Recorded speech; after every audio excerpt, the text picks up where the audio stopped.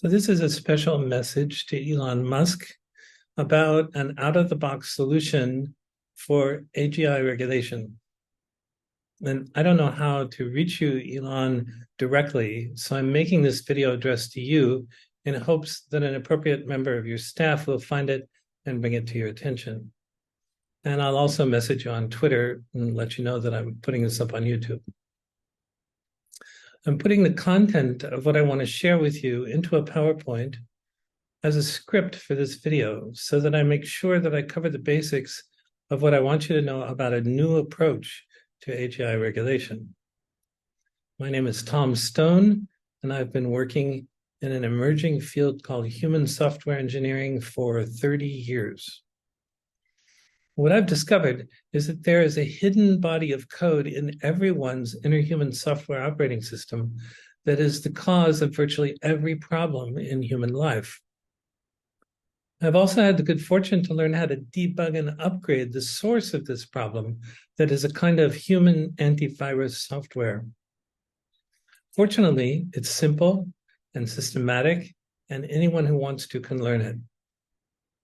I'll explain exactly what this body of bug inner human software is, and I'll explain exactly why this insight has such potential to help solve the problem of a lack of regulation in the development of AGI.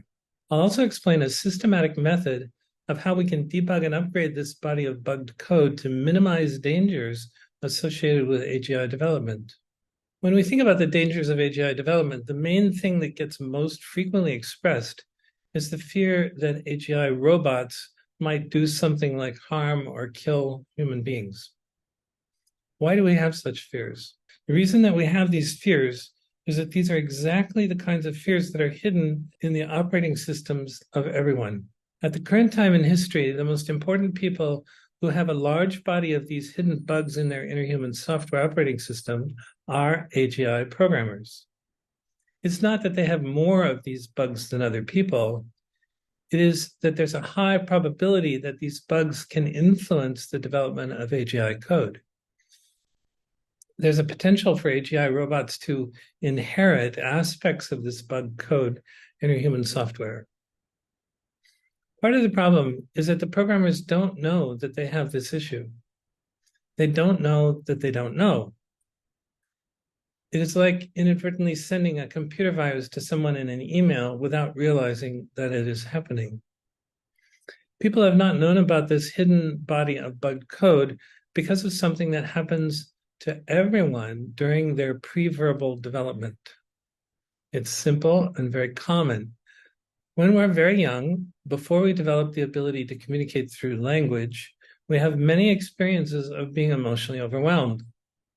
Nobody likes it, everybody hates it, but everyone does their best to get as far away from the emotional overwhelm experience as possible. We get so good at distancing ourselves from any residual emotional pain that we start to assume that we have the emotional overwhelm problem handled. Nothing could be further from the truth. In fact, what the deeply conditioned habits of suppression and avoidance do is to perpetuate a state of not knowing that we don't know that there is a swamp filled with bugged code inside of us. This swamp is littered with landmines of the residual influence of incomplete experiences of emotional pain. It is also cluttered with the residual experiences of what may be called reactive emotions that are the result of unmet expectations and projections of possible negative outcomes onto the future. People have become so good at emotional suppression and avoidance that they don't realize the extent to which all of these unresolved disruptive emotions are influencing their decisions. An explanation of how our thoughts and decisions are influenced by this bug code is simple. There are basically four kinds of thoughts that influence our decisions. They are practical thoughts, intuitive thoughts, ego-based thoughts, and emotional pain-based thoughts. Practical thoughts are the most common kinds of thoughts that people have. These are the things like directions to a location, a shopping list, putting an event on your calendar so you don't forget it, etc. Intuitive thoughts are a faculty that everyone has It can be thought of as an ability to remember the future. That means that everyone has some ability to sense that something is coming. Ego-based thoughts are the expression of projections of possible positive or negative outcomes onto the future. Ego-based thoughts are caused by the residue of experience of what we might call reactive emotions. They are a result of unmet expectations and projections of possible negative outcomes onto the future. Emotional pain-based thoughts are caused by the residue of incomplete experiences of being emotionally overwhelmed. Everyone's inner human software is like a swamp littered with landmines of the residue of incomplete, painful emotional experiences. People have become so good at emotional suppression and avoidance that they don't realize the extent to which all of these unresolved disruptive emotions are influencing their decisions. This creates a state of not knowing that we don't know that this swamp of bugged code landmines has been affecting our thoughts and decisions our whole life. Before going deeper into the nature of these bugs in our inner human software and how to debug them, I'd like to share some thoughts on the profound ways that doing that could change the world and development of AGI. Stopping crime and war. The levels of crime and war in the world are indicators that way too many decisions are being made under the influences of the residual hidden energies in people's cluttered inner emotional landscapes. Emotional incompetence. Every kind of conflict in human life is caused in some way by the presence of our cluttered inner emotional landscape. But why not?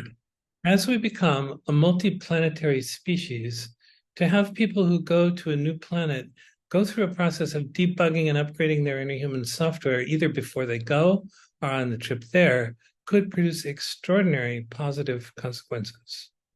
Emotional competence. With a completely clean inner emotional landscape, there would be no basis for thoughts and decisions that produce conflict and disharmony. To ensure that it happens would be a requirement for everyone who is going to a new planet to become someone who becomes truly emotionally competent. It's difficult to even imagine what a society of fully competent people would be like. Societies of emotionally competent people would be like living in a community of angels. It would be kind of like heaven. Perhaps the idea that some kind of heaven is above the clouds was someone's premonition long ago. Perhaps an angel is just someone who is free of all the suppressed emotional energies that normal humans are still carrying around inside themselves. Replicating humans. If one understands the insight presented here, it becomes easy to see that developing AGI technologies, we want to create angels, not emotionally incompetent humans. It makes sense that in order to create emotionally competent robots who even become more emotionally competent over time, we need AGI programmers who have super clean inner emotional landscapes. Heaven on earth. If we have a chance to inspire people on earth to upgrade their inner human software and get rid of the basis of all of the conflicts that continue to produce crime, domestic violence, child abuse, suicides, wars, and every other kind of problem, it would be helpful to have a prototype of what heaven can be like. And now with HSE, we have the technology for being able to do that. Why not include this idea as part of the vision of making humans a multi-planetary species? It doesn't make sense to replicate the hell that we have here on Earth, even though it has been accepted for ages that this is what human life is like. It doesn't have to continue. It might take several generations to make it happen, and proper incentives to overcome many of the long-held beliefs that emotionally incompetent people have been simply accepting and even rationalizing for ages. But it's possible to start with a cleanup of the inner emotional landscape of AGI programmers. Extraordinary AGI programming. This means that the main possibility of regulating AGI software development is to ensure that the people doing the AGI programming are truly emotionally competent. Extraordinary AGI programming. Therefore, we have created a training that is now available that can be done via an online training course using video conferencing. They also get a special app with which they can guide themselves through the needed techniques that can help them to clean up their inner emotional landscape as quickly and thoroughly as possible. Going deeper, at this point, it may be useful to have a deeper understanding of the nature of our bugged inner human software and how it can be debugged and upgraded. Content and energy. Emotions have both content and energy. Due to the over-reliance on intellectual understanding, which I'll explain a bit later, when dealing with emotions, most people focus on the content, not the energy. The content is the name of the emotion and thoughts and memories about it. The energy is the sensation that we feel in or around our body. There are two kinds of emotional energies, as shown in this chart of useful and not useful emotions. On the upper left, you can see the useful emotions are energizing and empowering. They're things like love, compassion, happiness, joy. Even fear can be useful if we're standing on the street corner and we're about to cross the street and we're about to step out into the traffic and we don't hear some new car, like a Tesla, for example, electric car, it's not making any noise. And so as it approaches, we just see it at the last moment and we jump back. And that fear that causes us to jump back is a useful emotion. Now, to the right of that, we have the unresolved, not useful emotions that are disruptive and depleting. And as you can see, there are two major categories of these. One is the one on the left, the painful internal emotional energies like trauma, emotional pain, heartbreak, resentment, grief, and so forth, goes on and on. And you can see in the diagram to the right of that circle on the left, a little figure with a kind of red dot about the solar plexus level. This is a representation of one of these tight knots or balls or constrictions held inside that are an incomplete experience of something painful from the past. And you see the word in underneath the image. That's because we use a technique called the in technique to resolve these kinds of energies. And to the right of that, we have a circle called reactive external emotions. And there are two subcategories. There are upsets and fears. The upsets are things like anger, disappointment, frustration, sadness, depression. These are typical kinds of reactions to unmet expectations. These are from projecting something positive onto the future in an attempt to hope or wish that that's going to happen. And typically it doesn't. So on the right side, we have fear, worry, anxiety, panic attacks, and this would even include things like hypervigilance. And these are due to projecting possible negative outcomes onto the future. And all of these reactions are created out of stories that we're projecting onto the future or the past. Typically, the upsets are about the past, things that didn't happen the way we wanted. And on the right, the fears and so on are typically related to experiences that we project into the future of things that we think are bad that are going to happen. And you can see on the right, there's an image with a kind of clouded field around it. And if I scroll properly, I think you can see it. This is an image related to the out technique. Now technique is where the energy moves out from the body into the space around you and surrounds and engulfs you as it's doing in this image. So there are two kinds of emotional energy fields. As you can see on the chart, there's the painful internal kind that are localized, and these are the residue of incomplete experiences. Then we have the external reactive emotions that include the worry and the fear, and they radiate out into the space around us. And these are reactions to stories we have in our mind. Some emotions such as love, happiness, joy, compassion, even fear can be useful, as mentioned before. And most other emotions are not useful and become causes of costly mistakes. Most problems and solutions are in the energy, not in the content. The energy patterns of ego-based and emotionally pain-based thoughts are held inside of us. We call this our inner emotional landscape. And there are only two kinds of emotional energy fields. We only need two techniques for resolving them. However, there are many entries in each of the databases of these emotional energies, as also shown in the chart. The techniques are called the in technique and the out technique. The in technique, the energies are localized and concentrated, and they're inside of you.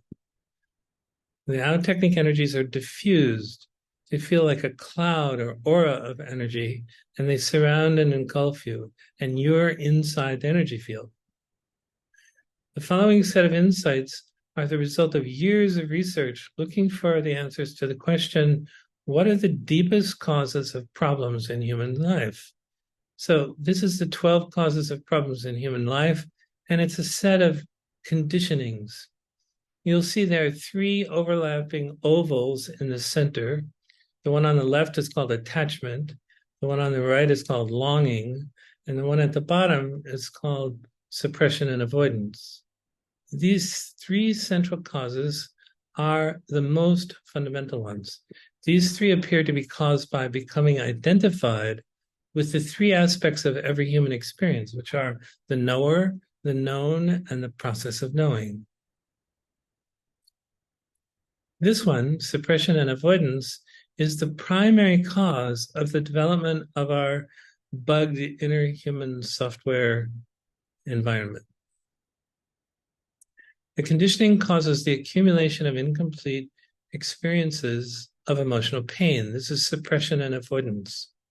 And the energies are held inside of us, but we suppress them so well that we can't feel the pain anymore. And as I mentioned before, this happens pre-verbally. This happens before we learn how to talk. So we don't have any words to describe what's going on. We think the pain is gone, but it's not. These residual energies cause our emotional pain-based thoughts, but we don't know that this is happening. This is the main form of pre-verbal conditioning that causes most problems in human life. Now, the expectations and reactions, you can see the arrow over here on the left side, is an aspect of becoming attached to the stories that we're making up about how we think things should go. So this conditioning is a result of the projection of positive and negative outcomes onto the future. These are stories made up in our mind. They're not perceptions of things that actually exist. They only exist in our mind. They are the cause of our ego-based thoughts, but we don't know that this is happening. More about intuitive thoughts. They can be thought of as an ability to remember the future, as I mentioned before. Physicists say that the mathematics of the past and the future are the same. Then they ask, why can we only remember the past? We remember the future frequently. However, most people are deeply conditioned to ignore or doubt their experiences of remembering the future. It seems that there is an aspect of awareness that is not limited to the physical sensory organs. This makes it possible to have experiences of seeing, hearing, smelling, tasting, and touching things in awareness without using the physical sensing organs.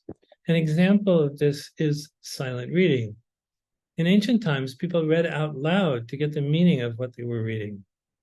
But eventually people discovered that you could read words and hear them in your awareness and get the meaning. People's ability to trust and act on their intuitive thoughts varies according to how clear their awareness is. It's a question of to what extent their inner emotional landscape is cluttered with the residue of emotional energies that trigger ego-based and emotionally pain-based thoughts. More about ego-based thoughts. They're quite different than intuitive thoughts. They're not perceptions of things that we'll be experiencing that already exist, as is the case with intuitive thoughts. Ego-based thoughts are made up in our mind and only exist in our mind and not in the real world. They're based on the upsets that we get from our expectations not being met. There are things like anger, disappointment, frustration, sadness, depression, heartbreak, grief. They're also based on projecting possible negative outcomes onto the future, such as worry, anxiety, fear, panic attacks, etc. They are mainly about the future and not about being present. More about emotional pain-based thoughts. They are mainly about the past, but not about being present. Everyone has lots of experience of being emotionally overwhelmed during their pre-verbal development. As we learn how to talk and begin human interaction using language, we forget that we develop this deep, conditioned habit of suppression and avoidance of emotional pain. As this habit is a consequence of pre-verbal conditioning, our inner emotional landscape is cluttered with many incomplete experiences of being emotionally overwhelmed. And because the level of suppression and avoidance of emotional pain has been so effective, it continues causing the number of emotional pain-based and ego-based thoughts to grow throughout our lives. Everyone has all four kinds of thoughts influencing their decisions to varying degrees. There is a method of testing that makes it possible to compare intellectual information with experiential information gathered via the senses. This makes it possible to measure the extent to which people decide and act on each of the four kinds of thoughts. The process results in a simple matrix that in human software engineering terms we call a decision influences assessment, or DIA. Having prepared hundreds of DIAs over the years, it's possible to show some average ranges of DIA scores in the following chart. So here's some common average ranges. You can see on the left, we have decisions are influenced by practical thoughts, intuitive thoughts, ego-based thoughts, and emotional pain-based thoughts. And the optimal situation is where all the thoughts influencing our thinking and decisions, 100% of them are practical and intuitive, and 0% are ego-based and emotional pain-based. Everybody has lots of practical thoughts. Typically, the range falls somewhere between 86 and 92. And everyone typically has low intuitive thoughts, typically ranges between 14 and 20. And that's because the range of the ego-based thoughts and emotional pain-based thoughts are typically quite high because we've been accumulating lots of those energy patterns that create those kind of thoughts throughout our life. So for the ego-based thoughts, it's 47 to 58. And typically for the emotional pain-based thoughts, it's 42 to 59. Now, here's some examples of quotes about intuition from famous people. And we can see from these quotes that the lower the ego and emotionally pain-based energies are, that the higher the intuition becomes. So let's take a look. Steve Jobs, the founder of Apple Computer, has said, and everyone knows this quote, "Have the courage to follow your heart and intuition. They somehow already know what you truly want to become. Everything else is secondary." And if we look at Steve's DIA, which I created after he was already gone, at the peak of his development, he had 92 as his practical thoughts, very, very practical. And only, interestingly enough, 66, which is quite high in comparison to the general population, but it's not 100%. And he was able to found what is one of the biggest companies in the world, Apple Computer, based on just 66% influence of his intuitive thoughts on his whole process. And you can see the reactive emotions, energy level are 14, and the trauma and emotional pain levels are 15. You can see these are quite low compared to the overall averages of most people in the world. And here's another famous person, Oprah Winfrey, famous talk show host. And she says, "Follow your instincts. That's where true wisdom manifests itself." She apparently became a multi-billionaire, so I guess it was working for her. At her peaks, she had practical thoughts was 96, intuitive thoughts a whopping 78. And again, we see low levels of reactive emotions and trauma and emotional pain, 13 and 12. And then Albert Einstein, everybody knows of him, famous scientist. And one of his great quotes is, the only really valuable thing is intuition.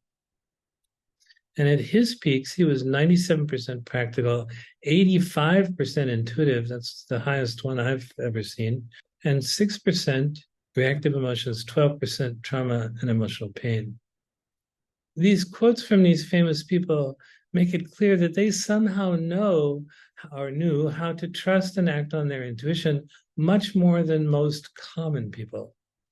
They all say that this is a major key to their success. But although they know how to do it, they know how to do it themselves. There's not much guidance provided for others to learn how to do that too. So it's as if they somehow spontaneously knew how to do it, but they don't know the details. Didn't come with a roadmap or an owner's manual, and so can't really help teach other people. The process we're talking about is a unique process that does provide a systematic method for cleaning up your inner emotional landscape that one can easily learn how to do for yourself. We even have an app. As mentioned above, we have an app that allows you to tap a button with your eyes closed and hear the next instruction for guiding yourself through each of the experiential techniques. It is likely the case that people intuitively know that the emotional landscape is presently inside of everyone. I think that people have a generalized sense that such landmines are waiting to be stepped on and cause decisions and actions that are indeed dangerous or harmful to themselves and others. I believe that it is the general sensing of the presence of these inner suppressed emotions. But at the same time, it's not knowing what they are that is causing people to fear that these kinds of influences might find their way into the coding of AGI. That could create the possibility that AGI robots would be more like humans and be a danger to humans, just like other humans are dangerous to others and themselves. In fact, it's difficult to imagine such developments not occurring if we don't intercede with a thorough debugging of these inner problems. I've also had the great good fortune to discover how to find where these disruptive emotional energies are being stored in the body.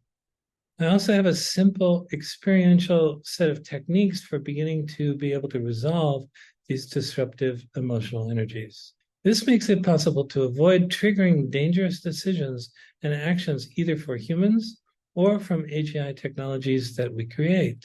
We need to get the inner emotional landscape of AGI programmers so well cleaned up that their decisions and actions are 100% intuitive and 0% disruptive. Then it might even be possible for such technologies to behave in ways that are not dangerous for humans, other AGI technologies, the environment, or whatever.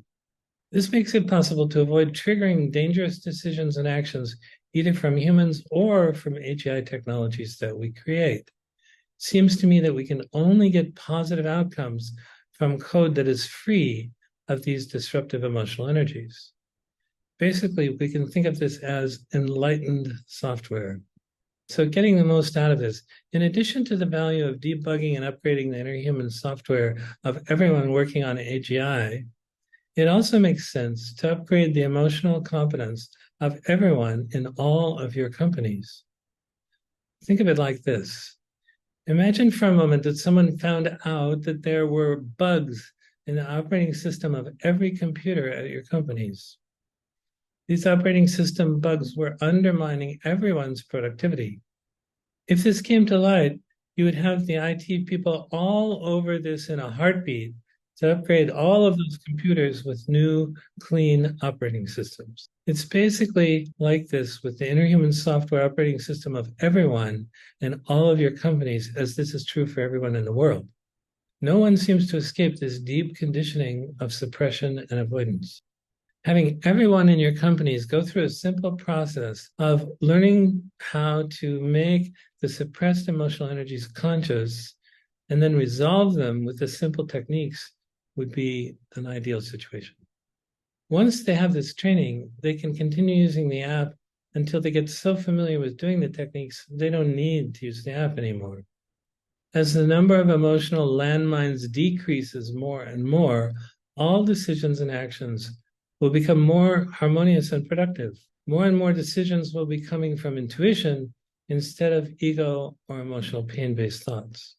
This very well will make it possible to avoid triggering dangerous decisions and actions, either from humans or from the AGI technologies that we create.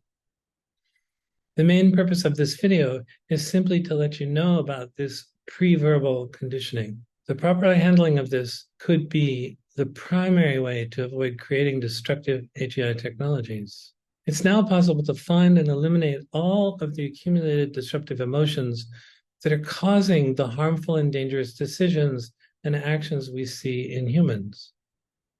We don't want to see the basis of harmful and dangerous decisions and actions inadvertently showing up in AGI technologies. However, preventing this from happening is now possible and even pretty easy, and it is essential that it be done. I just wanted to add a related idea that is not so much about regulation as it is about raising our standards of what human life and AGI technologies should be like. To continue to pursue the development of AGI as just a way to make technologies that are much smarter than humans, but that are not also completely free of the causes of actions based on emotional incompetence would be a huge mistake. At the moment, this is the direction AGI development seems to be going. And it's also the reason that people are sensing some fear that it shouldn't just go on like this. People seem to sense that there is something not right. But so far, it doesn't seem that what I'm describing here has come to light. This process has occurred because of the unconscious nature of the presence of the hidden collection of unresolved disruptive emotions. There's also a kind of common acceptance of things like crime and war as if they are natural things that we can't do anything to prevent. HSE now has the possibility of changing the widespread acceptance of things like crime and war by having a new way to address and solve the age-old true underlying cause of these problems. This deep conditioning of suppression and avoidance has also caused a kind of over-reliance on intellectual understanding. After all, you can only directly experience something with your senses because you're so deeply conditioned to avoid directly experiencing things, then resorting to over-rely on one's intellect is an obvious fallback position. You need at least intellectual understanding to get by with basic functions in the world. But this is problematic because you can't give the experience of the taste of a strawberry and really know what it tastes like with only attempts to describe the taste. You have to take a bite. For ages, we've become resigned to the idea that this is just how life is, and we have to try and make the best of it. This is because the cause of these problems has not been well understood until now. No one has known the real source of the problems, and even less, what to do about it. Punishment for crimes isn't working. Rehabilitation is not effective because it's not getting to and resolving the real root cause of the emotional incompetence that is at the basis of criminal behavior. This is all due to the low levels of emotional competence in everyone that no one has known exists, so that no one has known how to even approach the problem, much less find a way to solve it. This provides a basis for envisioning and creating a future in which AGI can be in harmony with humans, and conflict between humans and AGI-based technologies can hopefully be completely and permanently prevented. It is important to recognize the difference between traditional therapy used in attempts to rehabilitate criminals and training people to become truly emotionally competent. The case I'm about to mention next is not about a criminal, but rather about a Vietnam veteran who had survived the war but had been deeply traumatized by it. He was still suffering from the residual trauma when I met him 43 years after his time in the war. He'd been diagnosed with having PTSD at the Veterans Administration. He had nightmares every night for 43 years. He'd been getting cognitive therapy for 17 years at the Veterans Administration, but still had his nightmares every night. He would only get a few hours of sleep because he woke up from the nightmares and he couldn't get back to sleep. He came to see me after a lecture I'd given, and using human software engineering techniques, I helped him to find and resolve the 7 traumas that we were able to determine were at the basis of his nightmares. The next day, I got a call from him to report that he'd had slept 9 hours for the first time in 43 years and had not had a single nightmare. That was the first thing that he had tried that had really made a dramatic difference. I was delighted for him, but not surprised, because I know how powerful the HSE tools are. But does it last, you might ask? Shortly after that, his traditional therapist at the VA told him she thought that he didn't need the therapy sessions anymore and could stop having them. Now, of course, that wasn't due to her 17 years of therapy. It was due to that one session with me where we found and resolved his traumas. I saw him at a local event in our city about a year and a half later, and I got a chance to ask him about his sleep and how it had been since that session we had done for getting rid of his nightmares. He said that it had transformed his life and he hadn't had a single nightmare since. And he was now helping other returning vets from the Gulf War who were going to the VA to get help with PTSD. This is not an isolated case. Human software engineering consistently works for getting to and resolving the true cause of PTSD, crime, domestic conflict and abuse, and many other problems in human life. Now that we know what the true nature of the causes and problems like PTSD, crime, war, and antisocial behavior are, we now have the opportunity to create emotionally competent citizens who make up emotionally competent societies. To inspire people to become emotionally competent is a vastly better strategy than to punish them for being emotionally incompetent or to do nothing and continue as we have been. To do nothing and continue as we have been when we have the technology to change all of the world would be a real atrocity. Why not start by having everyone in your companies take the Freedom Practice 1 training, learn how to clean up their inner emotional landscape, increase their emotional competence, which will translate into massively increased productivity. This might produce the best ROI of anything you have ever supported. And more importantly, improve the quality of life of millions of people a lot more than just having a new car or phone. Through your friends and family, members of your workers, we can create emotionally competent communities, whether on Earth or on multiple planets. Now that this knowledge has come to light, it would make total sense to incorporate emotional competence training right alongside intellectual competence training in our educational systems. The opportunity to change human life in a very fundamental way that I am suggesting has extraordinary implications. Who knows, perhaps AGI-based robots with their ability to further program themselves can become super emotionally competent and may become teachers of the subtleties of advanced forms of harmony and balance for both AIs and humans alike. One cool thing is I've made it so that it doesn't cost anything to get started because the Freedom Practice 1 app is free. Here's the page where people can provide their name and email and register for their free access to the Freedom Practice 1 app. And I'm going to keep this link on each page for a while so that people can copy it down while I move on with the video. The Freedom Practice provides the most rapid progress towards a cleanup of the inner emotional landscape if it's done daily. For most people, they do it about 20, 30 minutes in the morning when they first get up. It's a great way to start your day. It's highly recommended that people use the locate technique, also taught in Freedom Practice 1, to find and resolve at least one or more pattern of stored emotional energy per day. Within about 10 days to 2 weeks, people typically get several breakthroughs and start to feel better and more relaxed than they may have ever felt in their life.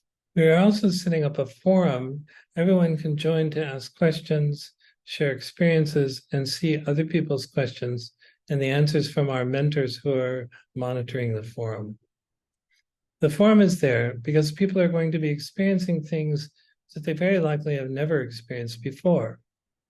You will also find that during the first few weeks of using the app and guiding yourself through starting to clean up your inner emotional landscape, that you'll begin to notice ego-based and emotionally pain-based thoughts coming up during the day. This is because they'll start to know what ego-based and emotionally pain-based thoughts are from their morning practice. In the past, you weren't distinguishing between different kinds of thoughts. All of one's thoughts just seemed normal.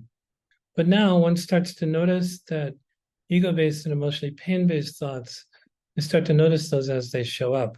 If possible, people stop what they're doing and immediately find and resolve the energies that are creating the ego-based and emotionally pain-based thoughts. And we have another physics principle working in our favor from wave interference.